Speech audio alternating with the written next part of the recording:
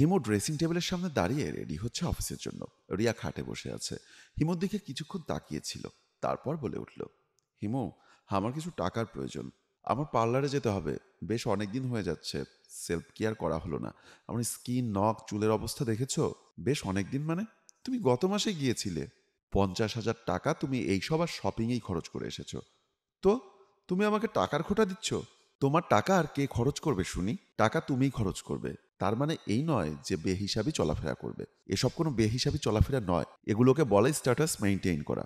একটা ভালো সোসাইটিতে চলতে হলে এগুলো মেইনটেইনই করতে হয়। রিয়েলি? আমি ছোট থেকেই এই সোসাইটিতে থেকেই মানুষ হয়েছি।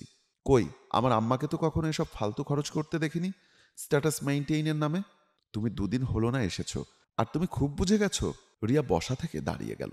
এরপর বলল, কি, তুমি আমাকে খোঁটা দিলে? হ্যাঁ, শোনো, এসব কথা বলে কিচ্ছু লাভ নেই। সুখের সংসার চাইলে আমার এসব ডিমান্ড পূরণ করতে হবে, না হয় আমি চলে যাব। হিমু অবাক হয়ে রিয়ার দিকে তাকালো, তবে আর কিছুই বলল না। কিছুক্ষণ পর সে অফিসের উদ্দেশ্যে বেরিয়ে পড়ল। হিমু আর রিয়া রুমে বসা ছিল। হুট করে হিমুর মোবাইলে একটা মেসেজ এলো। মেসেজ দেখে হিমু যেন আকাশ থেকে নিচে পড়ল। হোয়াট? না না, ইটস ইম্পসিবল। এই কি হয়েছে? আমার যে লাস্ট ডিল হওয়ার কথা ছিল সেটা ক্যান্সেল হয়ে গেছে। এই ডিলের জন্য আমি কতগুলো টাকা লোন করেছি। এখন আমার কি হবে?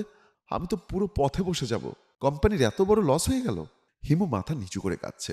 রিয়া হিমুকে কিছু না বললেও মনে মনে বলল, এখন আমার কি হবে? টাকা পয়সা কই পাবো? শিট। হিমুর কোম্পানিতে লস হওয়ায় হিমু ব্যাংক থেকে নেওয়া লোন পরিশোধ করতে পারেনি। ফলে তার গাড়ি বাড়ি সব ব্যাংক নিয়ে ফেলেছে। আজই তাদের বাড়ি খালি করতে হবে। রিয়া প্রচণ্ড রেগে আছে। তোমার কারণে সব হয়েছে, এখন কি হবে? এভাবে বলছো কেন? আমরা ইনশাল্লাহ আবার সব কাটিয়ে উঠব, শুধু লোনটা পরিশোধ হোক। হ্যাঁ, তা ততদিন কি করে থাকবো? কেন? আমাদের গ্রামের বাড়িতে থাকবো। ডাল ভাত যা কপালে জুটবে তা খেয়েই দিন পার হয়ে যাবে। কি? ডাল ভাত? আর আমি? শোনো হিমু, আমি এভাবে চলতে পারবো না। এর থেকে বেটার আমি এখান থেকে চলেই যাই। মানে? মানে বুঝো না? আমি চলে যাব। তোমার এই পরিস্থিতিতে তোমার সাথে আমি থাকতে রাজি নই। স্ত্রী হিসাবে তুমি আমাকে এমন সিচুয়েশনে রেখে চলে যাবে? সাপোর্ট করবে না?